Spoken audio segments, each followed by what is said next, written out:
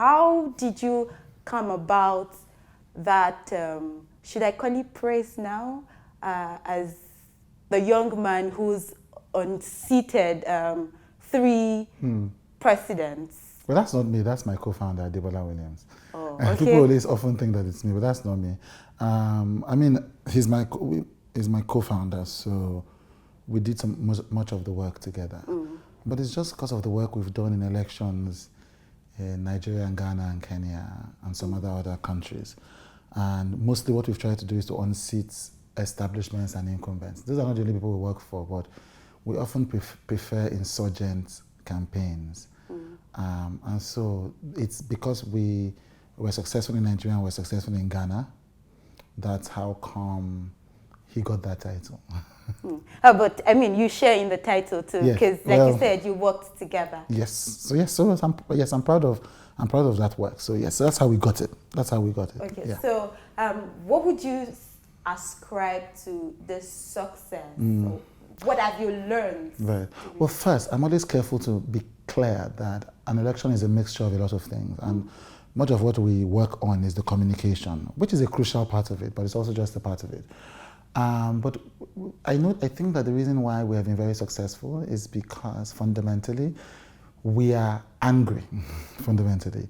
But we understood that anger wasn't enough. You have to find a way to channel anger into a vision of the future.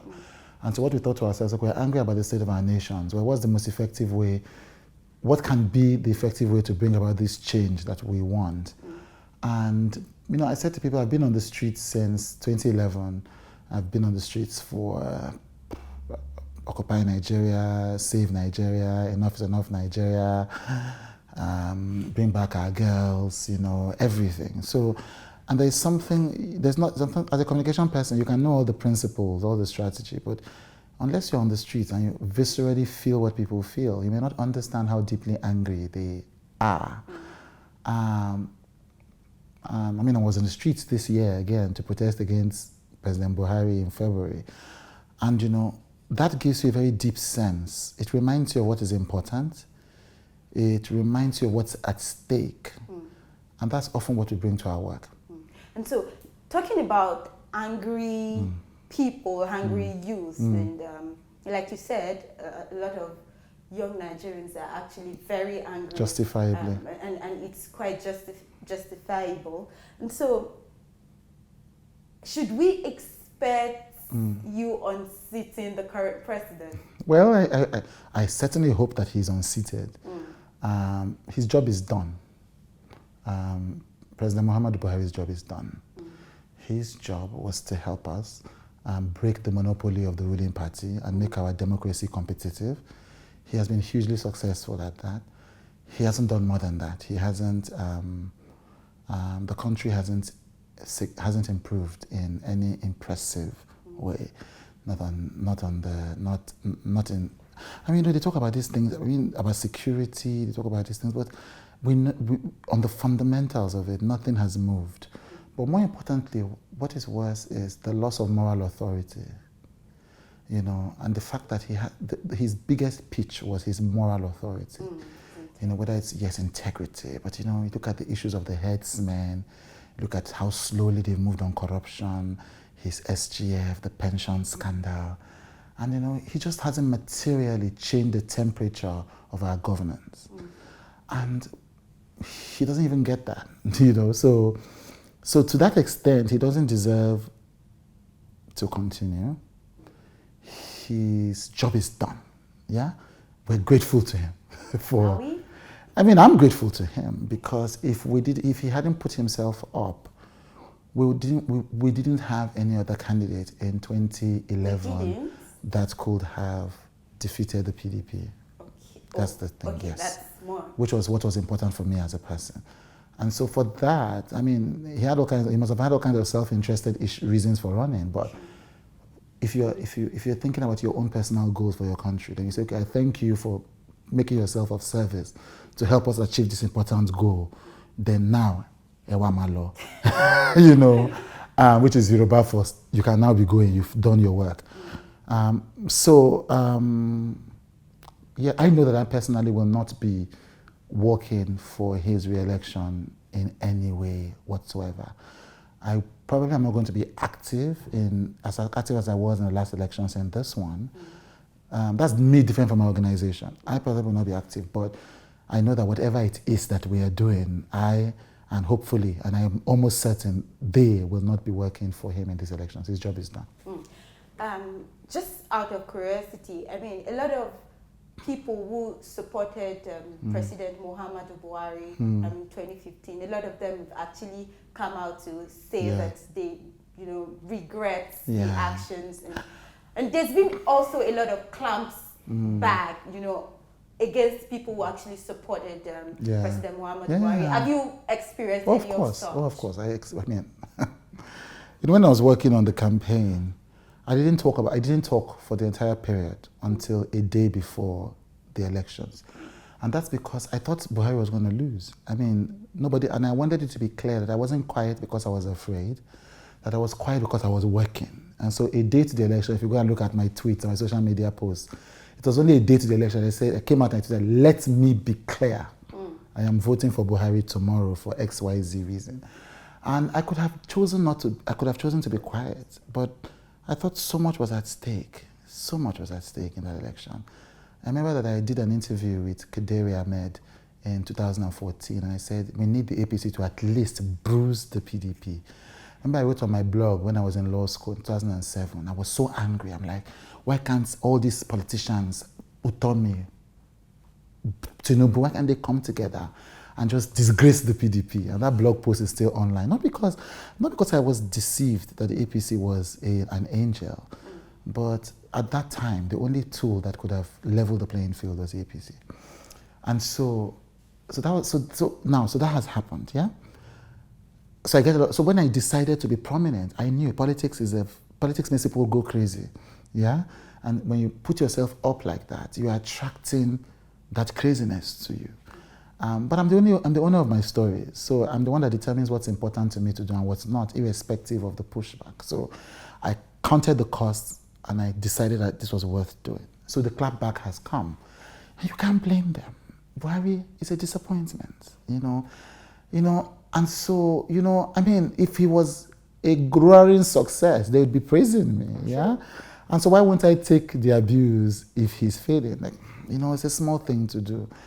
The only thing that would have been a problem, but that's why I worry about those who say they regret it, because that means you didn't really think about the choice you were making, I think, in 2015. Because in 2015, nothing had materially changed about Buhari. He was still the same guy who had come in 1985. He had left power and he had not fundamentally done anything that we could, I mean, at the time we spoke to him, working with him, we knew that his heart beat for Nigeria. He genuinely, and the one thing that you cannot accuse him of is personal corruption, I think, up until this moment. So that sense of integrity, personal integrity, if not governance integrity, existed at that time. And so Buhari was a risk. Now, I remember that my friend Benga Sheso and I had written an article for the New African, and we had said, look, we don't expect that he's a bridge. I mean, Benga said he's a bridge. Buhari is a bridge to take us to 2019 when we have an even playing field. And I had said nobody knows what he's going to do. Is he going to fail? Is he going to succeed? We don't know. But the fundamental right of a citizenry to punish a failed government is crucial, and that's the democratic ideal. So when people say that they regret it, I worry, what do you regret?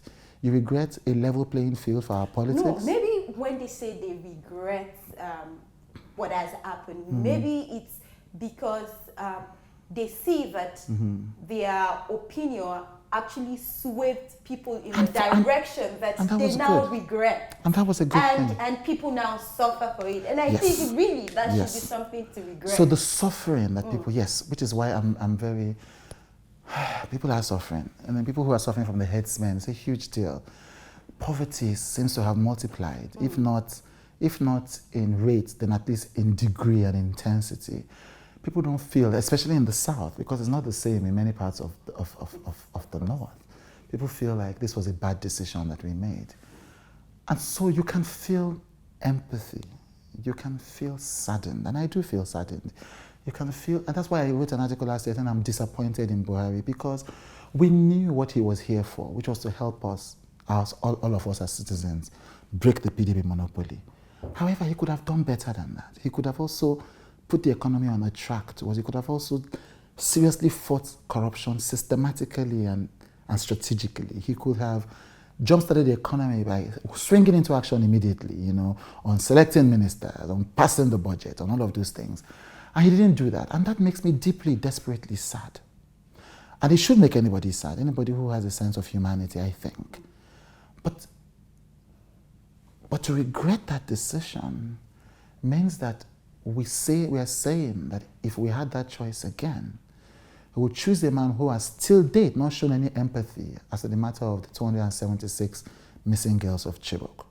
We're going to be saying that we would choose a man who has still today not given a satisfactory response to Sanusi's accusations of fundamental corruption. We would have chosen a man who was unrepentant about scuttling the post-Occupy Nigeria fuel subsidy trials in cahoots. We have a man who had no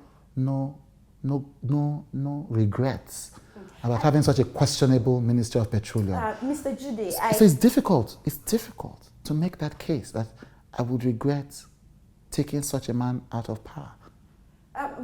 I understand what you're saying, but if you pretty much put it that way, as a choice rather between President Muhammadu Buhari and ex-President Goodluck Jonathan, it would appear as though we never had a choice. We didn't. I agree that maybe the other contenders at that time could not or did not match up to the status of the incumbent and PDP being a very dominant party. But here is it: if the likes of you, Debola Williams, Tolu Ogunlesi, and the rest of the youth who rallied round President Muhammadu Buhari, if we had also rallied round some other person, maybe we would have made a totally different choice. So this is the deal.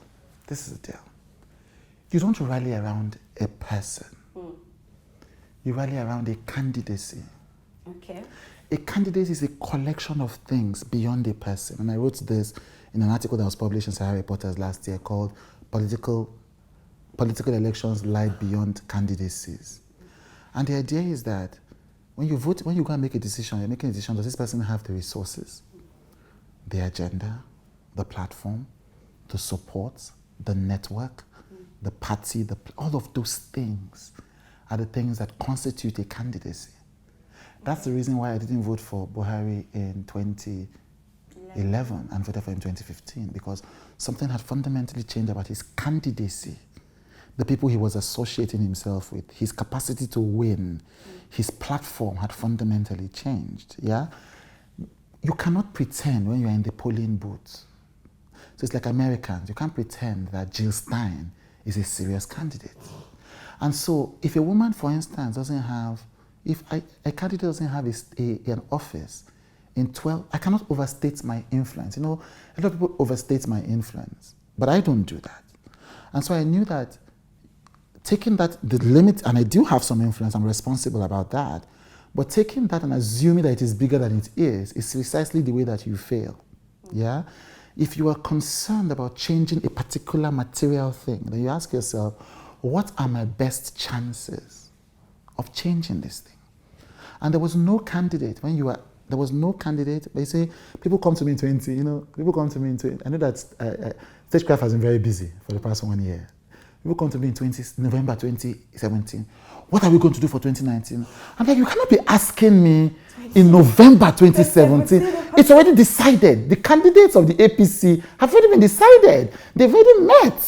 I've been talking with candidates since immediately the elections ended. Candidates have started talking to me about 2019. So in December 2014, when I made a decision on which candidate I was going to support personally and I was going to support with my business professionally, I looked around and said, who is the person who is ready to run this race in 4 months? And there was only one candidate. And democracy is not an easy choice. It's not, I say democracy is not a competition. It's not a search for the ideal. It's elections. Democracy is a search for the ideal, but elections are a choice between the available. And that's not a deception I can allow myself to fall into. Okay, but I'm worried with all that you've said. What then is the hope for 2019? Excellent. That's a very good question. And that's the reason why immediately, see, my vision, my personal vision for Nigeria has always been a 2025 vision. Yeah? And it's always been that, okay, and we had this vision for when I announced this, my company announced this vision when we started this company in 2005. We said we have a vision called Strategy 2025. And that means that by this time, our generation should have been able to take over the governance of this country. Now, I've modified that a bit because it's not just my generation, but my generation who have certain values that are important to me. Sure. Now, immediately Buhari had won the election in 2015 and had observed for a few months. After a few months, I made the conclusion that, okay, he was just going to do the thing that he had done, which was to break PDP's monopoly. I began to work immediately for, okay, what is the next stage? What's the next stage? How do we ensure, personally, that this doesn't continue beyond its sell-by date? Yeah? And I've been working on that very, very strongly since 2015, accelerated in 2016. And even part of my speaking out is part of doing that. You know, part of people don't understand that it's using your limited influence to make it clear where you stand, to withdraw social permission. Not just me, but everybody speaking together. You know, by the time an Obasanjo speaks, and I've only met Obasanjo once in my life, so I don't know him. I went to speak at his birthday, that was all. No, okay. But, because I just realized that he just said something about a coalition for change yesterday. Yeah, yes. I've been off the news for a while. By the time he speaks because other people have spoken before him. Small boys like me have spoken.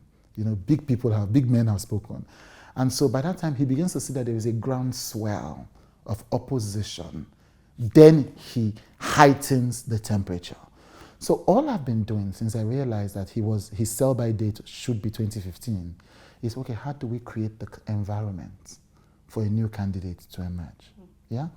And I don't overstate my influence. I might succeed, I might fail, I might not be, I don't know, but it's like, so once you've done that, what's next? And I've been working on what's next since 2016 at least. Very clearly. Can you share this? Sadly not.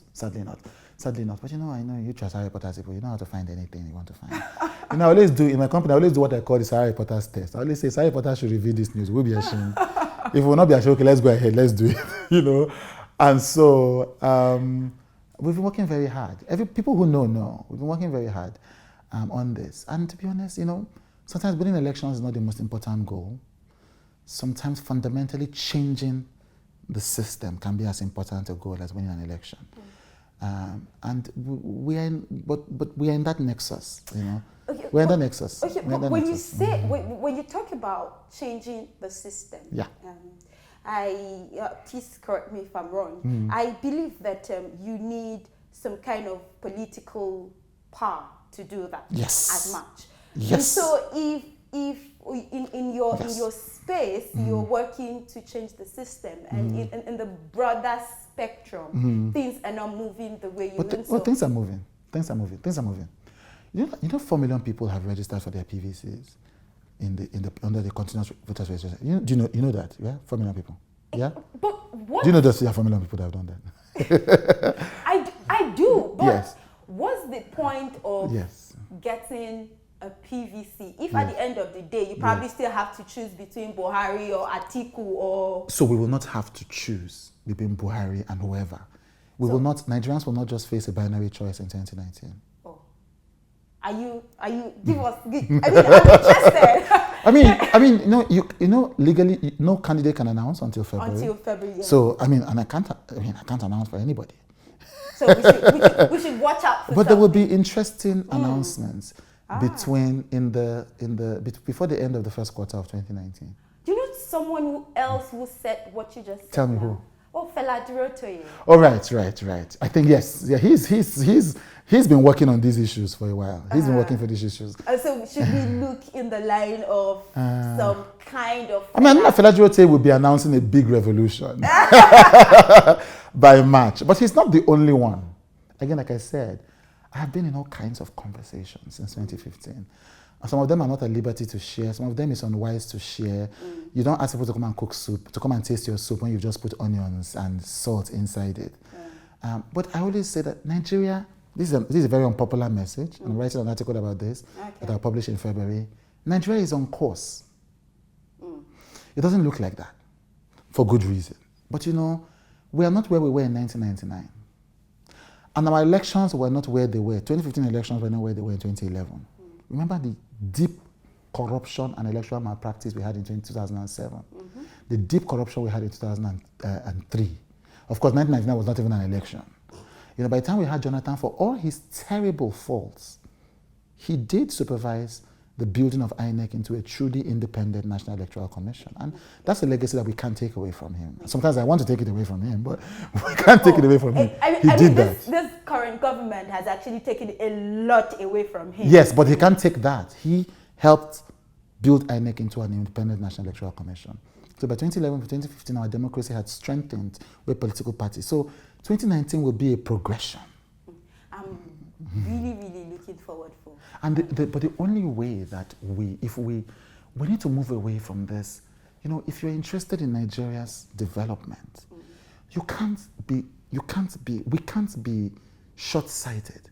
Nation building is not a 4-year journey. You don't change a nation in 4 years.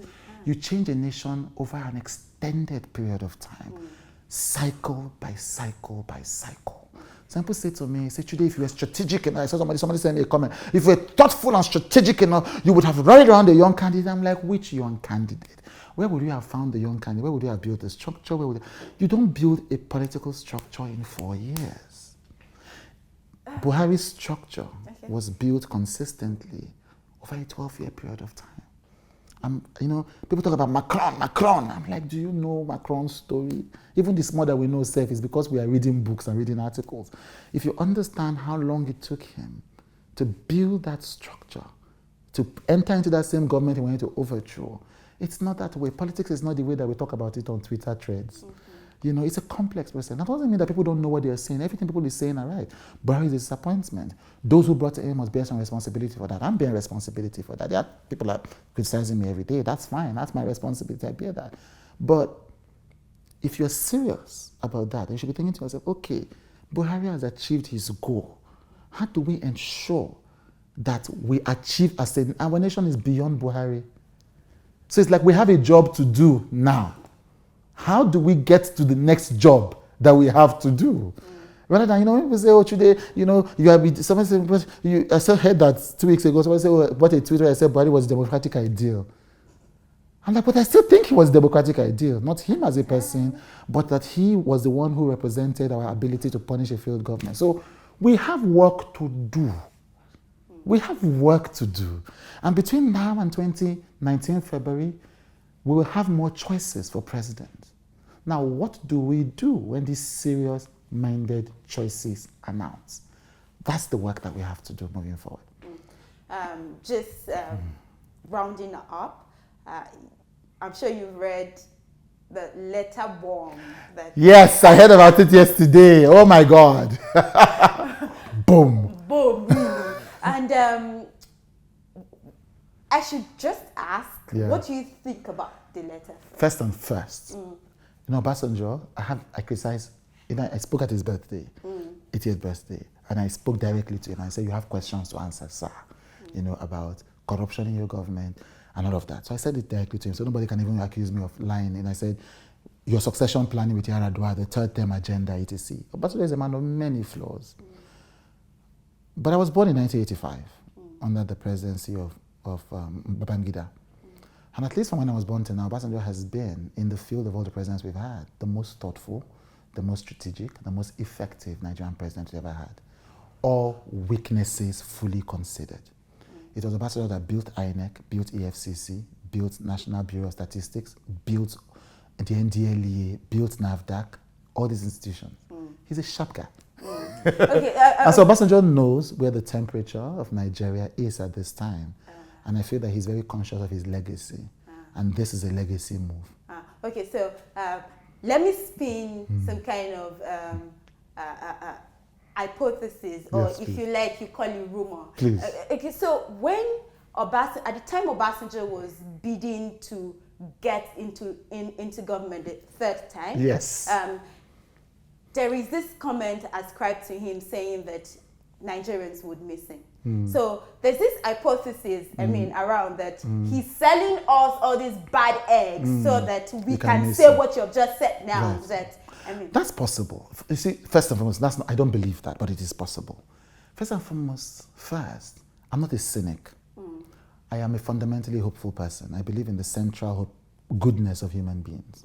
And that's not something, I mean that, truly. That's why it's easy for me to still find the fundamental utility in the Jonathan government, even though I'm disdainful of the collectivity of his legacy. I don't think that Obasanjo, and I've read his interviews. He did something, his succession plan was a mess. He shouldn't have supported Yar'Adua. He should have been more careful. I don't think that he deliberately wanted to punish us as a country. That's one. Secondly, I don't think he's capable of punishing us as a country. So he finishes saying that Buhari should go. He finishes saying Jonathan should go, but is he the one that's going to force me to vote? I have my own agency. In a free and fair democracy, Obasanjo's influence is only limited to his public statements. He can't do more than that. So it is not because of Obasanjo that we vote for Buhari. It's not because of Obasanjo that I will vote for Buhari. It's not because of Obasanjo I will vote for whoever I'm going to vote for in 2019. But we cannot deny the place of influence. Yes, but what is his influence going to do? Is this his influence that made people... It's like when I tell you, is it Obasanjo's influence that made a young person in Kano go and vote for Buhari? It's not Obasanjo's influence. It's Obasanjo. Why? Because his influence not so strong. Obasanjo has strong connections in the southeast.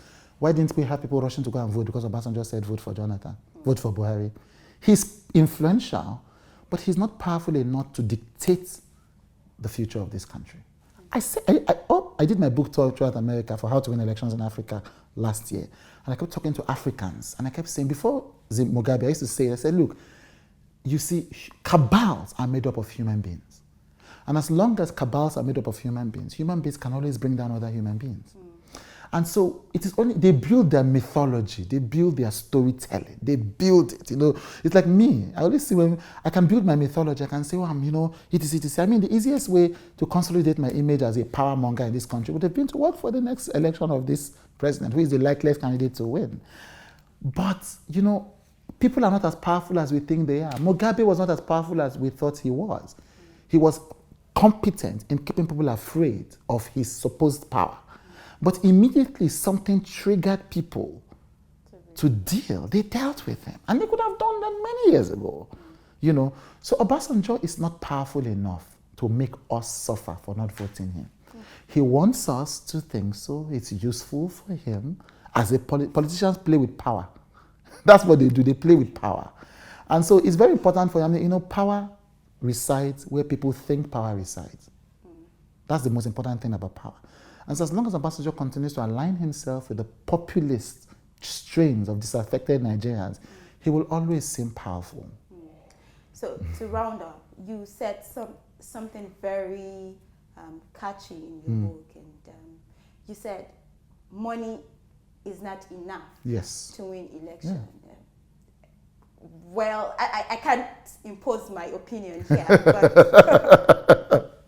but really, you think money is not? It's not. Let me tell you. Jonathan had more money than Buhari. He lost.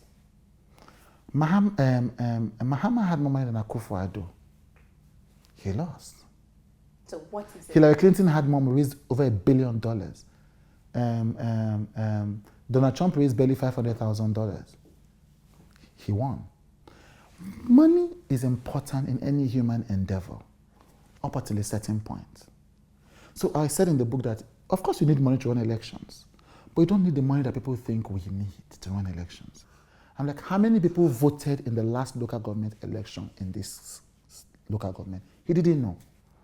I'm like, so you have to give me money to go and find out. But I'm like, before you came to me, you have to know. So you have to know, how many voters do I have to reach? How much do I need to ensure that my message reaches each of these voters? Then you scale, how much do I need to run this election? Beyond that amount of money that you need, you don't need more. After that, you cannot buy people's willpower. People are buying. They don't buy. You can give a man bread in a secret ballot. Okay. It says Nigerians say people did not go and vote in Ekiti State because somebody gave them rice. If I collect your rice, if I go to the poll, I still vote for who I want to vote for. Can you predict, is there a ballot paper in the rice? Sorry, I was actually hoping this would be the last question. But Yeah. I mean, I'm really not asking this to undermine. No, go ahead. But have you really been to the polling? I have. Have you seen what goes on there? I have. You must remember that before elections, I've also worked election monitoring for Enough is Enough Nigeria. I've been to states. I've gone around the country. I've commissioned surveys. I have data about voting behavior across the country. And you've not heard And I know of people give telling rice in the free. So there are parts of, especially sadly in the north, where the system is so closed. But there are many parts of our country that are open. Ekiti is one of those places. There is no evidence that anybody monitored the people that they gave rice to go and vote. There's none. This is anecdotal, and the anecdote doesn't have video evidence, photo evidence, or any other form of documentary evidence. It's not true. And also in that election that everybody uses, everybody shared rice. Rice cancel rice. Once two people, listen, Buhari had money. Buhari was not a poor candidate. Buhari had money to run election. He didn't have as much money as Jonathan, but he had money. Once money cancels money out, then so that means that you have to have enough money as a candidate to be competitive. But beyond that, your message is what wins the election. And what won the 2015 election was simple. People wanted change. Any kind of change. And so when you had a candidate who had enough resources to be competitive with a winning message, that was all that needed to win that election. Thank you, Mr. Chude Jideonwo. Thank you. Thank you for asking me tough questions. I like tough questions.